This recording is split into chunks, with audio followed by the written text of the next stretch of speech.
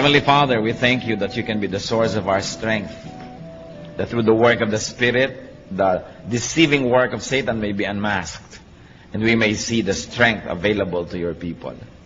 Humihingi kami, Panginoon, ngayon ng discernment, intelligence, wisdom, that we may understand your word, and we may find very practical applications for your word, so that we may be strengthened. Lalong-lalo ang mga nanghihina, mapalakas ang iyong salita. At yung mga malalakas ay lalo pang mapalakas, Lord, para magamit sa pagtulong sa mga nanghihina. Iniaalay namin ang panahon namin sa ngayon. Kayo po ang kumilos, kayo po ang makapangyari. Kayo po ang siyang maging tunay na tagapagsalita.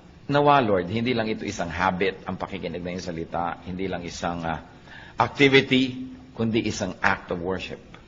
That you may actually, Lord, descend into our lives, into our hearts, and make your word come alive. Makita namin, Lord, yung makahulugan at yung application nito sa aming buhay. Lord, we ask you to be the speaker. This is your word, so you may apportion your word to our needs, from your ability to our need, O God. And we pray, Lord, that you may be glorified in the process. Especially as your word take fruits and bear fruits in our lives, bear fruits of righteousness, stability, peace, and godliness. May your word, Lord, be our food. And may you be the true speaker. Use your servant only as your footstool, but speak to your people. And in the name of Jesus, we reject, rebuke, drive away, bind the work of the devil, and set the Spirit free, so that you, O Holy Spirit, may work in us and through us. Father, we commit this time to you, confident that you hear as we ask in Jesus' mighty name. Amen. Nanghihina ako. Naramdaman nyo na po ba sa buhay nyo yan na parang isang problema na lang bibigay na kayo? Parang ayoko nang makarinig pa, hindi ko na kaya, tama na muna ngayon, pagpahingahin muna ako. Kumisa ng mga problema dumarating sunod-sunod, ang panghihina sunod-sunod, nakaka-demoralize, may sakit ka na kumisan, wala ka pang pera, tapos pinagtaksilang ka pa ng iyong kabiyak, sunod-sunod, mo nanghihina ako. O kaya ang dating ng temptation, hindi mapatid-patid, nanghihina na tayo, gusto na nating bumigay. Or you might be discouraged, disillusioned. Ang lahat ng effect niyan, panghihina. Magkakamag-anak po ang mga feelings na nagbibigay nitong weakness na ito sa ating puso. But ito ay isang kasinungalingan. Because Jesus is strength and power. Kaya ang mga anak niya ay dapat nabubuhay sa victory, sa strength, sa power. What do people say? People say, I'm afraid. What does God in the Bible say to Christians? Hindi bagay sa'yo. Kung natatakot ang ating mga kapatid, hindi bagay. Sabihan nyo nga katabi nyo, hindi bagay sa'yo ang matatakotin. Diba? Hindi bagay. Bakit? John 14:27, do not let your hearts be troubled, and do not be afraid. Madaling sabihin, mahirap ipamuhay, lalo naunahan na tayo ng takot, naunahan na tayo ng pandaraya ng kaaway, at tayo sunod-sunod na ng mga kabiguan ang nangyari. We are made to believe and conditioned to believe that we are no match to the enemy. Indeed, we are no match, but the Lord is. Our victor is our champion who has already won the battle for us. 2 Timothy 1:7, for God did not give us a spirit of timidity, but a spirit of power, of love, and of self-discipline. Yan ang ibinibigay sa atin ng Diyos, spirit of power. Kaya masasabi natin, hindi bagay sa'yo. Kahit mga kapatid, tayo manalamin, nanghihina tayo halimbawa, manalamin kasi mo, anak ka ng Diyos, hindi bagay sa'yo. Sapagkat ang mga anak ng Diyos, kailangan kamukha ng Diyos. Kasi kamukha nga tayo dapat ng Diyos, kawangis, lalong-lalo sa ating kalooban. So brothers and sisters, discipline yourself not to be afraid. It is a matter of habit. Natatakot tayo sa darating, natatakot tayo sa sakit, natatakot tayo sa pagtanda, natatakot sa kamatayan, etc., etc. At kamag-anak po niyan, yung sinasabi mo lagi, I'm worried and frustrated. It's part of being afraid and it's part of being weak. I'm worried. Ano po ang sagot ng Panginoon dyan? You're worried? Cast your cares on me. Cast your cares on me. 1 Peter 5:7, cast all your anxiety on Him because He cares for you. Di po ba kumisan meron tayong panghihina ng loob, may pamamroblema, pero pag nakahinga tayo sa ating kapalagayang loob, kay kapatid, kay kamag-anak, kay ibigan, lumalakas-lakas ang ating loob. Pero kumisan hindi natin kailangan makipag-date pa, mag-lunch tayo, magkape tayo para lumakas ang loob natin. Kasi ang Panginoon is only a prayer away. And through prayer, we can cast all anxieties and cares on the Lord. So kung meron tayong problema, isumbong mo sa Diyos. Nakatutulong kuminsan na may napagsusumbong-sumbongan tayong kapwa-tao, meron tayong nahihinga-hingahan, pero huwag yung magiging kapalit nung tayo na nanalangin at lumalapit sa Diyos. Another complaint of people tungkol sa panghihina, mahina daw ang isip, I am not wise enough. But the Lord answers, I give you wisdom. Huwag kang lagi nagdadahilan na hindi ako marunong, sapagkat nagbibigay ang Diyos ng kaalaman. 1 Corinthians 1:30, Christ Jesus has become for us wisdom from God. Of course, once more, it has a specific meaning, but its general meaning is that we can have wisdom through the Lord. Learn. Hindi dapat lagi nating sinasabi, hindi kasi ako marunong. Kung mga isang buwan na nating sinasabi yan, 1 taon, 10 taon, tama na yun. We've got to learn. At kakambal niyang, I'm not wise enough. Ano pong laging marinig mo sa mga tao? I don't know what to do. Pero ano pong sinasabi ng Biblia at ano sinasabi ng Panginoon dyan? I know. I will guide you. Proverbs 3:5-6. Trust in the Lord with all your heart and lean not on your own understanding. In all your ways acknowledge Him and He will make your path straight. So, magtiwala sa Panginoon, huwag sa sarili. Huwag sumandal sa sarili lamang kaalaman sapagkat maaaring yan ay only half-truth, half-lie, or a full lie, or a distorted truth. Sabi, in all your ways, acknowledge Him. Pag hindi po tayo sang-ayon sa kalooban, sa sinasabi, sa turo ng Diyos, doubt your scholarship, but do not doubt God. At kung tayo po ay hindi sang-ayon sa Diyos, siya ang ating sundin, kasi siya yung Diyos, at siya yung tunay na marunong. It is important to acknowledge our lack of wisdom, and then seek God's wisdom. Ano po ang sabi ng mga tao doon sa mga, wala kasi akong alam, clueless ako, wala talaga akong alam dyan sa mga bagay na yan? Anong sagot sa atin ng Panginoon niya? Ask me, and I can give you discernment. Kaya yung panalangin sa Psalm 119, verse 1-5, I am your servant, give me discernment. So humihingi ng discernment to know right from wrong.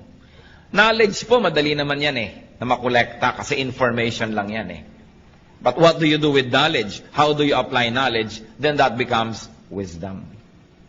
Paano natin papakinabangan yung alam natin na informasyon? Kaya some people only become more and more knowledgeable, but it doesn't make them wiser. Kaya hindi ko mo edukado, marunong sa buhay. Kahit marami kong isang degrees, marami lang alam na information, pero hindi alam i-apply sa buhay yon, walang wisdom. Marami naman hindi nakapag-aral, pero talagang wise. Pag pinakinggan mo, daig pa nag-aral. Kasi magkaiba naman yung knowledge sa wisdom. But wisdom God can give, and discernment God can give. Kaya sa Psalm 119, 1-5, I am your servant, give me discernment. Pero may kondisyon, I am your servant. Ibig sabihin, ako po yung lingkod nyo, sumusunod sa inyo, napapasakop sa inyo, bigyan nyo ko ng kakayahan na makilala ang tama sa mali, because error often comes dressed as truth. Siyempre, yung kasinungalingan, dapat dumating yan na nakabihis na siya ay katotohanan para makapandaya. Alangan mang dumating ang kasinungalingan na hubad, di alam yung kasinungalingan yon. Kaya nakakapandaya. Dapat may discernment. At yan ay nahihingi. Ask God for discernment. Sa pagbabago po ng ating buhay, sa pagbabago ng ating pananaw, importanteng magbago muna ang ating isip at paraan ng ating pag-iisip. Kaya sabi sa Romans 12:2, be transformed by the renewing of your mind. Then you will be able to test and approve what God's will is. His good, pleasing, and perfect will. Yan ang kagustuhan ng Panginoon, tayo mabago. At wala pong nagbabago hanggang hindi mo na nababago ang paraan ng kanyang pag-iisip. Kaya ang ating isip ay pinapakain natin ng karunungan na nagmumula sa Diyos. At pagkatapos hinihingan natin ang pagpapala na yung karunungan na yun ay madilig at maging wisdom, maging applied knowledge. Kakambal ding reklamo ng mga tao dyan sa I'm not wise enough, hindi ako marunong. Yung nga iba, excuse na yun eh. Sa karunungan nga nila, nagkukunwa-kunwang di marunong para hindi maging responsible, para hindi mo asahan at huwag masisi. But the Bible says, you can be wise. Hindi bagay sa mga anak ng Diyos ang hindi wise. Dapat ang mga anak ng Diyos ay wise. James 1:5, if any one of you lacks wisdom, he should ask God, who gives generously to all without finding fault, and it will be given to him. Nagbibigay pala ng wisdom ang Diyos. So kung wala kang wisdom, either hindi ka humingi o tinatanggihan mo yung binibigay ng Diyos. Pero kung tayo humihingi at handa tayong tanggapin yon, magkakaroon tayo nun. So we can learn to have wisdom. We can ask for such. And then we can be strong, because to be wise is to be strong. Isa pa pong reklamo sa panghihina, sabihin iba, mahina ang desisyon ko. I don't know what to do. But the Bible says, the Spirit of the Word of God says, I can guide you. Pati nga sa sasabihin ng mga disciples, sabi ng Espiritu ng Diyos, tuturuan ko kayo ng sasabihin. Matthew 10:19, but when they arrest you, do not worry about what to say or how to say it. At that time, you will be given what to say. Kaya sabi ng Panginoon, kung darating ang panahon na kayo aarestuhin dahil sa akin, dahil sa aking pangalan, dahil sa pagtuturo nyo, huwag kayong mag-alala kung paano nyo ipagtatanggol ang inyong sarili. Huwag kayong mag-alala kung anong sasabihin nyo. Sa oras na kailangan nyo magsalita, bibigyan kayo ng Espiritu ng Diyos ng mga pinakatamang sasabihin. Kaya mga iba, sabihin mo, mag-Bible study ka, mag-lead. Ay, hindi ko marunong magturo, hindi ko alam sagutin ang mga tanong. O tumurong ka naman, maggawa ka ng ganitong ministry, hindi ko alam ang gagawin. Talaga pong hindi natin alam. Pero ang pangako ng Diyos, if we are His servants, He will give us discernment. Sasabihin natin, Lord, narito na po yung bibig ko, inaalay ko na po sa inyo, kayo po ang magsalita. Narito po ang aking kamay, kayo ang maglingkod through me. Narito ang aking paa, kayo maglakad at pumunta sa gusto niyong puntahan through my body. So I will become a living sacrifice, not a dead one. You can live in me, you can live through me, and you can love through me. That's why we become instruments and channels of God's blessings. Huwag tayong matakot. Ang mahalaga, inaalam natin ang pwede nating alamin. Hindi naman pwede natin sabihin na, oh Lord, kayo na po ang bahala, hindi na ako mag-aaral, wala na akong gagawin, bahala kayo. Nag-aaral pa rin tayo, nagsasanay tayo, at kung darating na yung panahon na kailangan gamitin yon, ang Panginoon ang nagbibigay sa atin ng kakayahan para magamit, maalala, at mabigyan ng tamang korte, hugis at kulay, yung mga dati na nating nalaman para magamit at ilapat sa pangangailangan ng sandaling yon. So we plant, the Lord makes it grow. So nag-aaral tayo, pagkatapos ang Lord ang magbibigay ng kakayahan na i-apply yung ating napag-aaralan. Tungkol pa rin sa panghihina, reklamo po ng marami, I'm so weak. Especially sa pananalig, mahina ang pananalig ko. Nagdadasal ako pero hindi naman ako naniniwalang ibibigay yung dasal ko, lalo't medyo extraordinary, medyo himala ang hinihingi ko, lalo't medyo hindi ko kita yung kasagutan. Kulang ako sa pananampalataya. I'm so weak when it comes to faith. But the Bible says you can be full of power. You know, the first century Christians were known not for their knowledge, but for their power. Pag ipinagpe-pray nila yung mga may sakit, nagagalingan. Pag may mga ginagawa sila, kahit imposible, nagagawa. And you know, the power to forgive, the power to love, that's the greatest power. Hindi po nasusukat yung power sa kaya nyo magbuhat ng mga tone-toneladang bakal, o kaya kaya nyong lumangoy ng milya-milyang dagat, o kaya kaya nyong tumalon mula sa kitaas-taas ng mga pinanggagalingan. Well, that is strength. It is not power. Ang tunay na power yung nagmumula sa kalooban. Yung nakakamuhoy ang isang tao, tas naiibig mo pa rin, that's power. Yung mahirap magpatawad, nakakapagpatawad ka, that is power. Yung sa halip na magagalit ka, naiibig mo yung kapwa, nagkakaroon ka ng puwang ng pangunawa sa kanya, that is power. And God gives that power. Ang sagot ng Bible sa mga weak, you can be full of power. Pwede kang mapuspos at mapuno ng kapangyarihan. Kaya hindi sapat yung excuse na I am so weak, because the Bible says you can be full of power. Hindi sapat na tayo ay maging puro bigay na lang ng bigay ng excuse. Luke 17:6, He replied, if you have faith as small as a mustard seed, You can say to this mulberry tree, be uprooted and planted in the sea, and it will obey you. Kung meron daw maliit na pananampalataya, kahit kasing liit man lang ng buto ng mustasa, na mas maliit pa yun doon sa ulo ng aspile, sabi ko noon, kahit itong punong ito, utusan mong buhatin ang sarili niya at bunutin at itanim sa tubig, yun ang kanyang gagawin. Siyempre, isa yung talinghaga na sinasabi sa atin, walang imposible sa nananalig. Acts 1:8, but you will receive power when the Holy Spirit comes on you. So, Christianity is all about power. Kaya sinabi natin kanina, hindi bagay sa anak ng Diyos yung mahina. Nanghihina ka man kapatid, dapat sandaling-sandali lang para lang hangin na dumaan, pero hindi dapat ang tagal-tagal. Bakit? Sapagkat naaalala natin kung sino tayo. Tayo yung mga Kristiyano. Naaalala natin kung sino ang tumataguyod sa atin, si Kristo. Naaalala natin kung ano ang nagawa niya at nagagawa at patuloy na gagawin, lumalakas tayo. Kaya hindi bagay sa mga anak ng Diyos ang pinanghihinaan ng loob ng matagal. Pamisa-misan, dinadapuan ka, parang langaw, ayaw mo man, nadadapuan ka, pero siguro naman nabubugaw mo para hindi magtagal. So, ganun din yung mga espiritu ng panghihina. Pag dumapo at nadayakat ng hina ka, teka, sino ba ako? Anak ako ng Diyos. Sino ba yung nagsusustain sa akin? Si Kristo, na pati ang kamatayan ay kanya nagapi. Sino ba ang kakampi ko? The Lord of Lords, the King of Kings.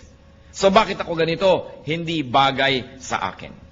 Therefore, the Bible says, you can be strong. 2 Corinthians 12:9, but he said to me, my grace is sufficient for you. Church, read aloud. For my power is made perfect in weakness. Therefore, I will boast all the more gladly about my weaknesses, so that Christ's power may rest on me. Ano sabi ni Lord? My grace is sufficient for you. My power is made perfect in weakness. Kaya sabihin natin, Lord, weak po ako sa area na yan. Sabi niya, mabuti. Strength ko yan eh. Hindi ka aasa sa sarili mo, umasa ka sa akin at makikita mo magiging strong ka. Lord, 3 araw na ho, weak pa rin ako. Kasi hindi ka umaasa sa akin, umaasa ka sa sarili mo. Lord, weakness na weakness ko po, yung ganyang magagandang mga babae. Sabi ni Lord, strength ko yan, umasa ka sa akin. Halika, tuturuan kita, tutulungan kita. Lord, weakness ko po yung pera. Pag pera na pinag-uusapan, talagang nalilito na ako. Kung nasan ang kaliwa at nasan ang kanan. Sabi ni Lord, strength ko yan. Tuturuan kita. Lord, weakness ko po yung magalit. Pagka napoprovoke ako, talagang napakadali kong magalit. Strength ko yan. Makinig ka sa akin, sumunod ka sa akin. Kung yung mga weaknesses po natin, papayagan natin ang Panginoon, doon ay kumilos at punuin yon. Yun ang magiging strength natin. Kaya sinabi, when I am weak, then I am strong. Kung yung weakness ko, isusuko ko sa Diyos. Alam niyo kung bakit nagkakandagi-bagi ba ang buhay natin? Dahil sa weakness. Yung weakness, isinusuko kay Satanas. Weakness ko ang pera, tapos sabi ni Satanas, etong pera, sunod ka na agad. Kaya nasisira. Weakness ko ang kagandahan, so eto ngayon dumaan si maganda. Nasira ka na. Weakness ko yung pride, so tinempt ka ni Satan to be proud because God will not tempt you to be proud. O bumigay ka na, naging ka ng proud, nasira. Tatandaan po natin, yung weakness can make or break you. Your weakness can make you if you surrender it to Christ and let the strength of Christ apply to that weakness. But your weakness can break you if you surrender it to Satan. Kaya nangyayari po yan kung minsan, o may mga hihinang ngipin, o yung ipinagawa at ipinaayos sa magaling na dentista, yun ang pinakamalakas. Kasi na-ministeran Kung minsan may mahihina ka sa iba't ibang subject sa school. Kung saan ka nagpa-tutor at nagpaturo, yun ang nagiging strength mo. Kasi pinayagan mo na yung strength ng iba, malagay dun sa area of your weakness. That's why if the strength of God is applied to our weaknesses, then we become very strong. Kaya yung po mga mahina, sabihin natin, then I'm strong. I can be strong through Christ. Kaya ang sinasabi dyan, I can do everything through Christ who gives me strength. Weakness makes room for God's power. Hindi ba ganun din yung mag-asawa? O masakit ang pakiramdam ko ngayon, mahina ang katawan ko, ikaw mag-drive. O yung isang nagda-drive. Where I am weak, you are strong. And because I relied on your strength, my weakness became strength. Mahina ako magkwenta, ikaw magkwenta kasi magaling ka sa math. So dahil in-acknowledge mo yung weakness mo, hinayaan mo yung strength ng iba na pumasok sa area na yon, naging strength tuloy. Mahina ako sa pagdisiplina sa mga anak natin, ikaw nga magdisiplina, susuportahan kita, nagiging strength. So ano po ang weakness nyo, kapatid? Ibigay nyo sa Panginoon, magiging strength. Kaya sinabi natin, hindi bagay na mahina ang isang Kristiyano. At tungkol din sa panghihina, pagreklamo ng marami, lanta na ako. No more energy. Hindi ko na kaya, pagod na ako sa pagtuturo, pagod na ako sa ministry, pagod na ako sa pagpapakabanal, pagod na ako sa pagiging mabuti. Mahina na ang katawan ko, mahina na ang espiritu ko. But the Bible says, you can be refreshed. John 4:14, but whoever drinks the water I give him will never thirst. Indeed, the water I give him will become in him a spring of water welling up to eternal life. Sabi ng Panginoon, nauuhaw ka? Dito ka uminom. Ang ipapainom ko sa iyo, pag ininom mo, di ka na mauuhaw uli. Pero Lord, bakit lagi na lang ako nauuhaw? Hindi ka sa akin umiinom. Kasi ang sinabi, pag uminom ka sa aking bukal, hindi ka na mauuhaw muli eh. Pero bakit lagi na lang uhaw ng uhaw yung marami? Lagi na lang lungkot na lungkot, samantala ang Panginoon ay kasiyahan. Lagi na lang takot na takot, samantala ang Panginoon ay stability and security, because we really do not let the power of Christ rule our lives. Kaya ang sabi sa Psalm 1, verses 1 to 3, blessed is the man who does not walk in the counsel of the wicked, or stand in the way of sinners, or sit in the seat of mockers. He is like a tree planted by streams of water, which yields its fruit in season, and whose leaf does not wither. Whatever he does prospers. So ano man daw ang ginagawa nung tunay na nakasausaw ang kanyang ugat doon sa batis ng Panginoon, kahit anong ginagawa niya ay nagiging mabunga. So paano natin malalaman kung hindi tayo nakasausaw sa batis ng Panginoon? Hindi tayo mabunga. Baliktarin nyo lang. Kasi pagka nakasausaw ka daw, mabunga ka, hindi ka mabunga, di ibig sabihin hindi ka nakasausaw. Hindi po, lagi naman ako sa church. Hindi ibig sabihin, no, nakasausaw na tayo sa tunay na salita ng Diyos.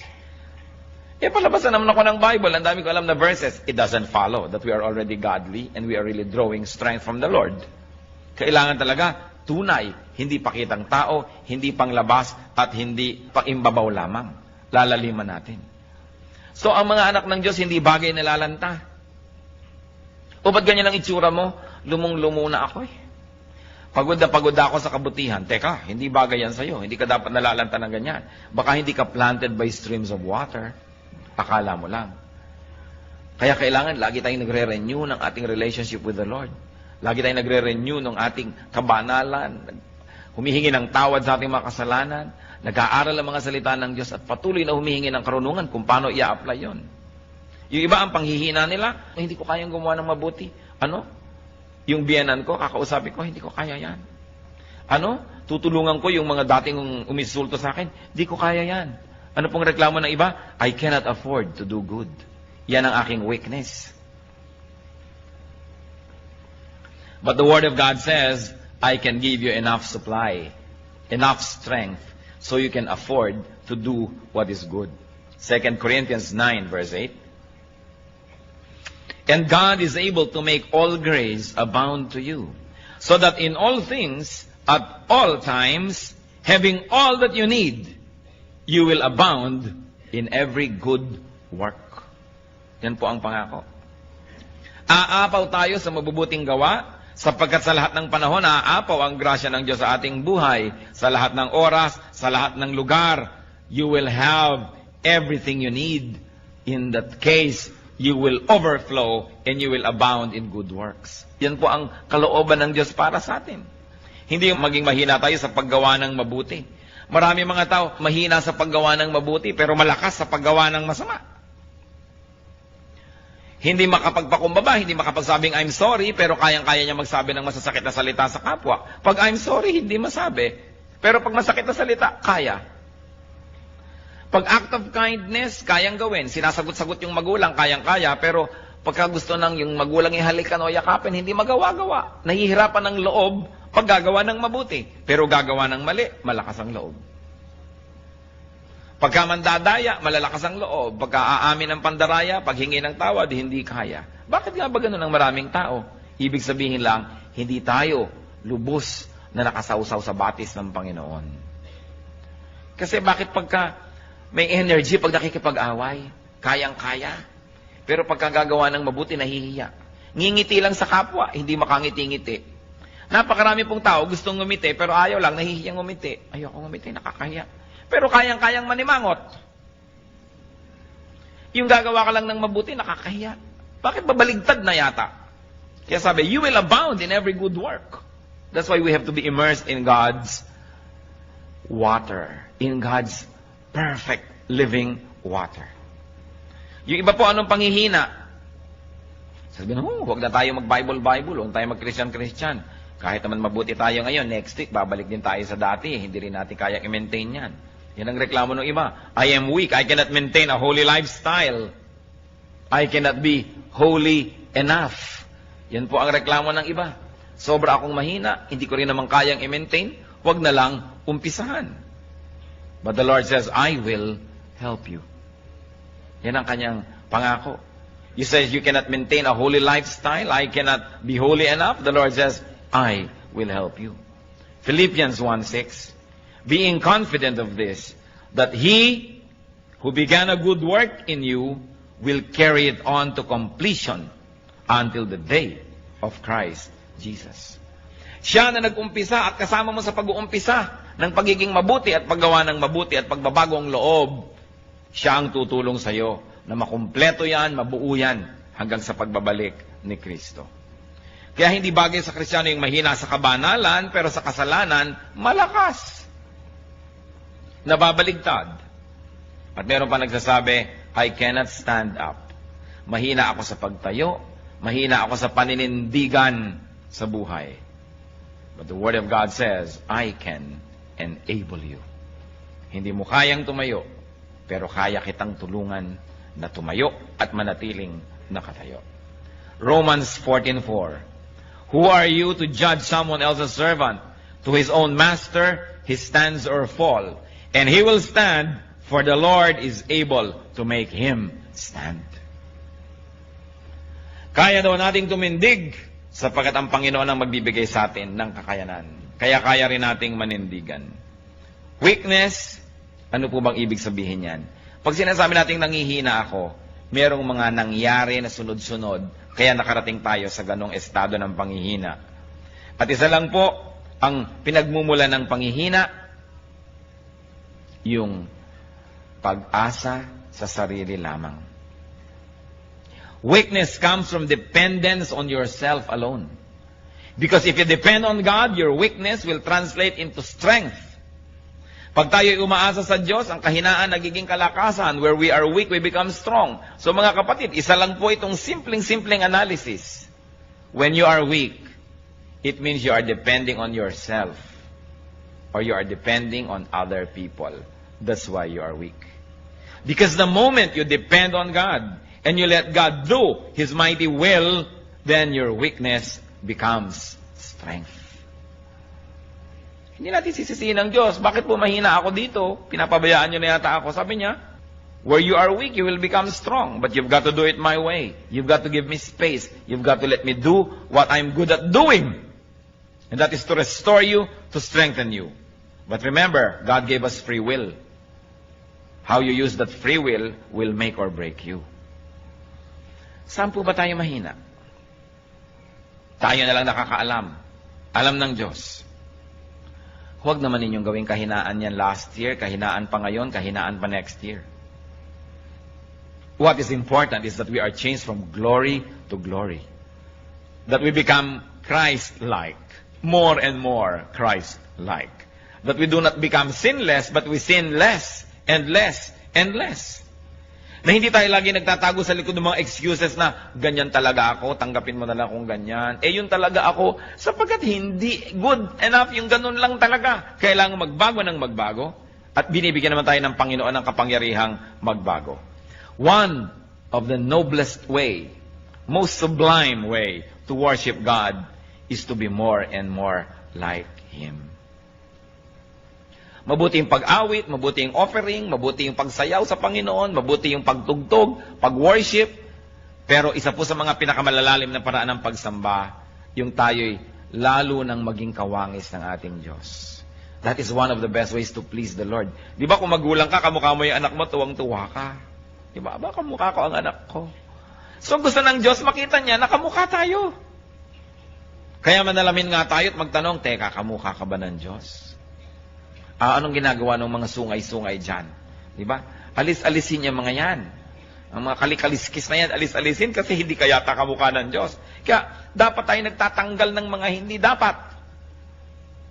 Lalong-lalo yung mga weaknesses. Alam niyo po yung weaknesses, it's only in the mind.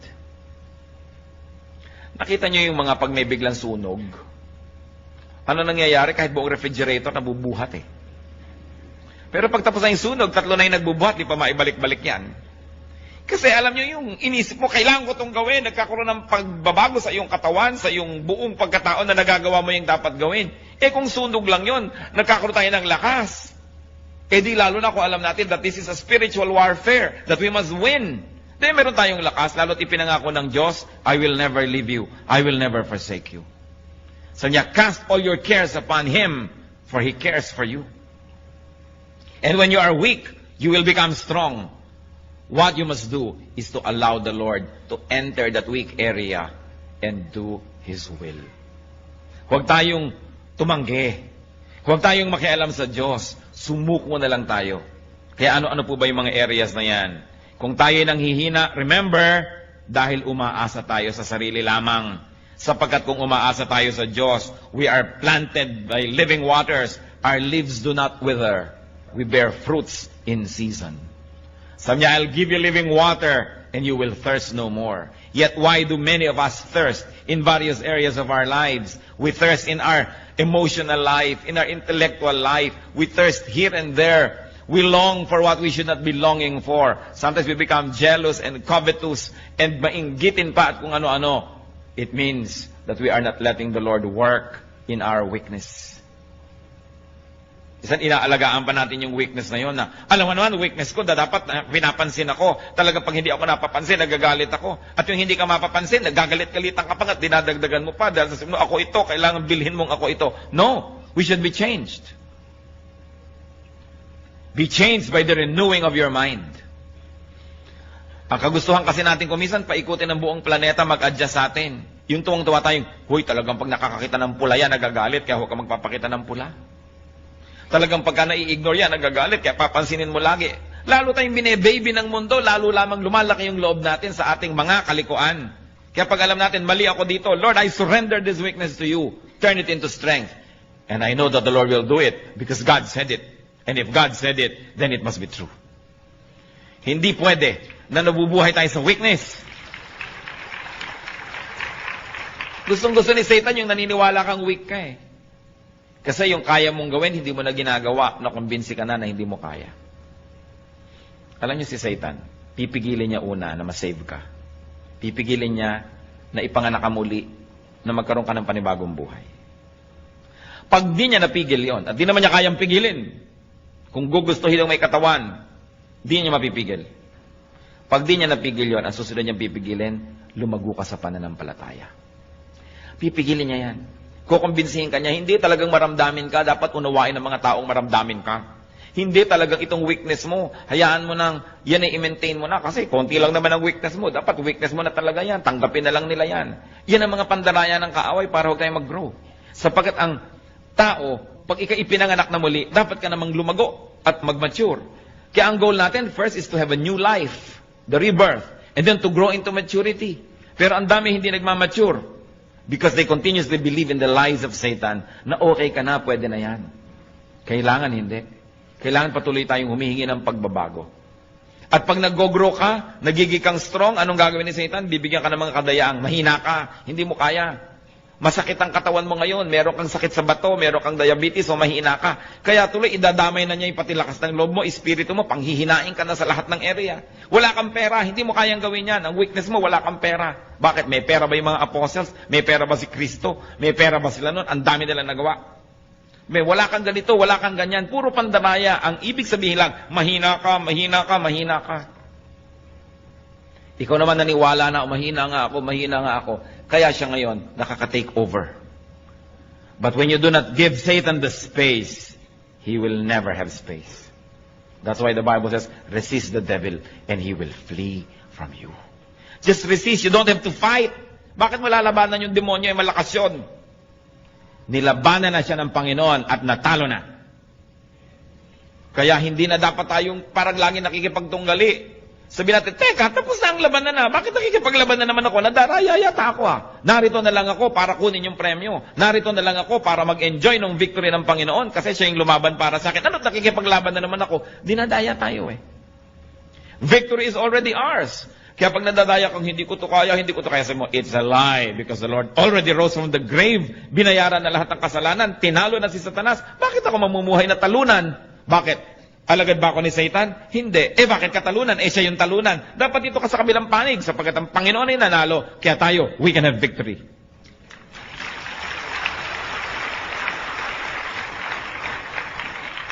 Malaking bagay po kumisan yung naaalala mo kung sino ka. Meron akong kilala. Napakabuti ng pamilyang nilakihan. Mabuti naman yung naging foundation ng kanyang buhay. Sa kalagitnaan ng buhay niya, nalulong siya sa mga bisyo, nakasama niya mga maling tao, nadala siya ng nadala sa mga putikan at sa mga kasalanan at sa mga kamalian, naiba siya ng naiba yung pananaw niya sa sarili niya, nawalan siya ng self-respect, nakalimutan niya pati table manners na alam naman niya, nalimutan niya yung pagbibihis ng tama na alam naman niya, kasi hinila siya ng hila pababa ng kanyang environment. Pero minsan nakasakay siya sa jeepney at sa traffic. Napag-isip-isip niya kung sino siya at sinong pinanggalingan niya. Sabi niya, teka, pag tinitingnan ko yung sarili ko, hindi ako ito. This is the distorted version of me. And I was distorted because of the wrong company I kept. I was distorted because of the wrong beliefs I espoused. I was distorted because of the wrong activities that I indulged in. Babalik ako sa aking sarili. Babalik ako kung sino ako talaga. At ginawa po niya yon. At nakabalik siya sa kanyang dating status. May paggalang sa sarili, merong dignity, at iginagalang ng iba. Tayong mga anak ng Diyos, we are created for holy work. We are created for dignity. We are created for respectability and for fruitfulness. If this is not happening in your life, mag-isip-isip dahil hindi ito ang tunay niyong pagkatao. Tayong anak ng Diyos, ang pagkatao natin, yung pagkatao ni Kristo. Yung Espiritu ng Diyos. Kaya kailangan nabubuhay sa buhay natin yan, sa puso natin. Titingnan natin ang mga pinagsasasabi ng ating bibig kung tama sa identity natin, ang ating lifestyle, ang ating ginagawa. We are a royal priesthood, a holy nation, servants of God. Less than that, hindi bagay sa atin. Kaya dapat meron tayong dignity. Hindi hahabol-habol ka ng kahit konting pagtingin, namamalimos ng pag-ibig kahit na isang laang kaluluwa sa impyerno may umibig lang sa'yo. Mateka, iniibig ako ng Diyos. Kung kailangang ibigin mo ka na, magkakasala pa ako, habul-habulin lang kita, wag na, sa'yo na ang pag-ibig mo. Hindi bagay sa akin yan. Anak ako ng King of Kings and Lord of Lords. Hindi bagay na isinasangla kong kaluluwa ko, magkapera lamang, magkaroon lang ng mga hinahangad ko. Kayang ibigay sa akin yan ng Diyos, God's way, not through Satan's way. Don't live in a lie. You are a child of God. Mahalaga inaalala mo, sino bang magulang ko? Di ba ang Diyos? Hindi naman si Satanas. Ba't ganito nangyayari sa buhay ko? Bakit sinusunod ko si Satan? Mali. Sino tayo? Sabi sa Bible, but you are a holy nation. You are a royal priesthood. You are the children of God, children of light. You are the inheritors of all of God's creation. Seed of Abraham through Christ. Pag naaalala natin kung sino tayo, mamumuhay tayo above all our weaknesses. Mamumuhay tayo ng kagalang-galang na paraan. Kung kinakailangang mabawasan yung material blessing na yan, basta maging kagalang-galang tayo, di bale. Pero hindi tayo magpapakahamak, nagpakadusta-dusta, magkaroon lang ng kotse, magkaroon lang ng bahay, magkaroon lang nito. Sapagkat lahat ng bagay na yan, lilipas din. Hindi kailangan na yung espiritu, which is forever, will be sacrificed for something, for some matter, which will decay in a matter of years. It's important to remember who we are. Because when we do, we live according to the true identity. Sasabihin nyo, pero, sino ba ako? Dati naman talaga akong taong putik. Dati naman talaga ako nasa kasalanan. Dati naman, no! 2 Corinthians 5:17, if anyone is in Christ, He is a new creation. The old is gone. The new has come. May bago na tayong pagkatao. At dapat tayong mabuhay according to that new person and new personality. Nilimot na ng Diyos yung dati nating mga ginawa, mga kasalanan at mga pagkakamali. Bigyan tayo ng bagong pasimula. Kaya dapat yun na ituloy na natin. Hindi yung sinasabi sa Bible that the seed is washed only to wallow in the mire. Hinugasan na ng hinugasan, pagkatapos babalik din lang sa putik. Nahugasan na tayo, panindigan natin. At hindi tayo dapat magpabalik-balik sa mga kamalian. Huwag kayong magpapadaya that you are weak. Because in Christ, we can do everything. Through faith, we can do anything. Weakness means dependence on oneself. Strength comes from dependence on Jesus. Kaya kung nangihina, alam natin yon, umaasa sa sarili. Bakit pinanghihinaan ng loob? Ang dami kong gagastusin, wala akong pera sa bulsa. Umaasa ka sa sarili mo. Maaaring bigyan ka ni Lord ng pera, o maaaring alisin niya yung gagastusin, o maaaring bigyan niya ka ng kalakasan para harapin yon. Naku, ano kaya ang gagawin ko pagtanda ko? Paano yan? Wala akong savings, wala yata ako naipon. Umaasa ka sa sarili. Kung umaasa ka sa Panginoon, lalakasan yung loob. Hindi ko yata kayang lutasin ang problema ng pamilya ko. Kasi umaasa ka sa sarili. Sabi natin, Lord, nandito ang pamilya ko. Ipinangako nyo, hindi nyo ako papabayaan. Ipakita nyo sa akin kung paano kayo kumikilos at nang makaka-cooperate ako, makasunod ako, nang masolve ito. Pero oras na humiram tayo ng kasangkapan from Satan to solve our problems, na-solve ng konti, pero ang laki ng bayad, lalong mas malaking problema ang kasunod. Parang meron na nga kayong problema, mangungutang pa kayo sa 5-6 para bayaran. Mamaya, mas malaki pa rin yung utang nyo. Ang ending, nagkalubog-lubog kayo lalo. Kasi hindi dapat yun ang solusyon Merong gumawa sa inyo ng mali, gagawan nyo rin ng mali para malutas. Ngayon, gagantihan kayo ng anak nun, yung anak niya gaganti naman. Hindi na natapos-tapos. Kung gusto natin na solve na mga problema natin, wag na wag kayong hihiram ng tool ni Satan. Kung yung kotse nyo may sira, kailangan nyo ng gamit, inaabot ni Satan yung gamit para ang ganda-ganda, bagong-bago, pwede pa sabihin, ayoko. Itong solusyon. Galing sa'yo, ayoko. Kahit kamay ko o ngipin ko o gilagid ko, ipampihit ng tornilyong ito, hindi ako hihiram na screwdriver sa'yo. Diba? Dahil si Satan ka Hindi ka naman mabuti Hindi ka naman mabait. Sabi ni Lord, you come only to steal, kill, and destroy. Ano't inaabutan mo ako ngayon? Alangan namang love mo ko. Daya yan. Pag kinuha ko yan, may bayad. Huwag na. Huwag kayong hihiram ng tool ni Satan dahil lalo niya kayong ilulubog. Yung mga iba dyan, misis, pinagtaksila ng asawa, pastor, kaya magtataksil na rin ho ako. Bakit? Hihiram ka na kay Satan. Gumiram yung asawa mo ng ganong tool, yun naman ang ibabalik mo sa kanya, di pareho na lang kayo ngayon. Lalo ka nang nawala ng pag-asang maahon-ahon dyan. Dati kalahati lang ng inyong partnership ang nasa dilim, ngayon pareho na, di lumubog ka lalo. Huwag hihiram kay Satan. Pag nanghihina tayo, palakasin lang ang loob, kay Satan hihiram. Huwag na huwag. He comes only to steal, to kill, and to destroy. Hindi niya kayo mahal. Kaya huwag kayong padadaya, natatanggap ng anything kasi may bayad yon. Umasa sa Panginoon. Ang sabi niya, I will never leave you. I will never forsake you. At si Jesus, hindi sinungaling. God is only a prayer away. Kung ano man yung mga weaknesses natin na yan. Weakness ng ating personality, weakness ng ating espiritu, weakness ng ating katawan, weakness ng ating pag-iisip. God is our strength. At sabi niya, cast all your cares upon me, for I care for you. Aming Diyos, kami po'y lumalapit. Nilalapit na aming puso na kumisan ay dinadalaw ng panghihina. Kadalasan ay nadadaya na rin ng mga kahinaan. Kayo na nakababatid ng kalagayan ng bawat isa. Kayo na nakakakita ng puso namin, Panginoon. Inihahain po namin ang puso namin sa inyo. Hinihingi namin, pakalinisin ninyo. Salain ninyo ang mga kasinungalingan na tinanggap nito at alisin niyo po sa aming puso. At puspusin niyo kami ng espiritu niyo. Espiritu ng kapangyarihan, ng kaliwanagan, ng kabanalan. Lord, hubaran mo po ng mga balat kayo ang mga ginagawa ng kaaway at nang makita namin na ito'y masama. Unmask the work of the devil so that we may recognize it for what it is. And give us the wisdom to know your work apart from the work of the evil one. Huwag na huwag kaming hihiram ng tools from Satan, Panginoon. At sa mga kahinaan namin ito, alam nyo ito, kayong lumikha sa amin. Di pa man kami sinisilang, nasilayan nyo na kami sa sinapupunan ng aming mga ina. At alam nyo, Panginoon, ang mga kahinaan namin. And we ask you, Lord, like empty cups, we fill our hearts to you. Fill our cups with your strength. Fill our hearts with your power. Palitan mo ang mga kahinaan namin ng kalakasan mo, O Panginoong Jesus. At itinataboy namin ang anumang hinihiram namin kalakasang huwad galing kay Satan. In the name of Jesus, we reject all things that we have mistakenly borrowed from the evil one. All methodologies, all tools from Satan, we reject and rebuke in the name of Jesus. At Lord, kami nagbibihis ng iyong pong kapangyarihan.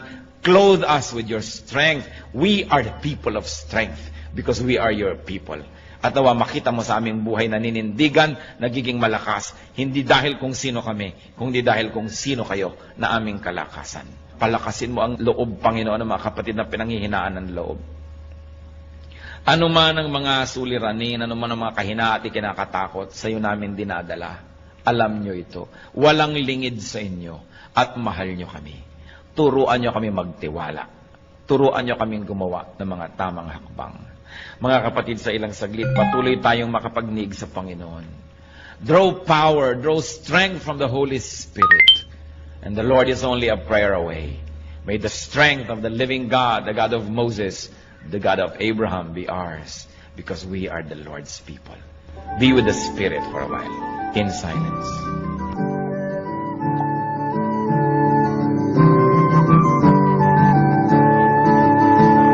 Ang katatapos pong mensahe ni Pastor Ed Lapiz ay pinamagatang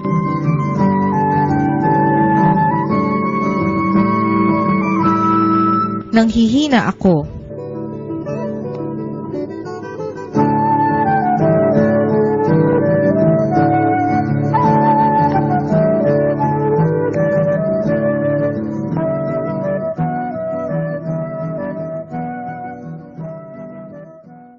Kung kayo po ay na-bless ng programang ito o may comments o suggestions, mag-text sa Radio Listener Text Liwanag.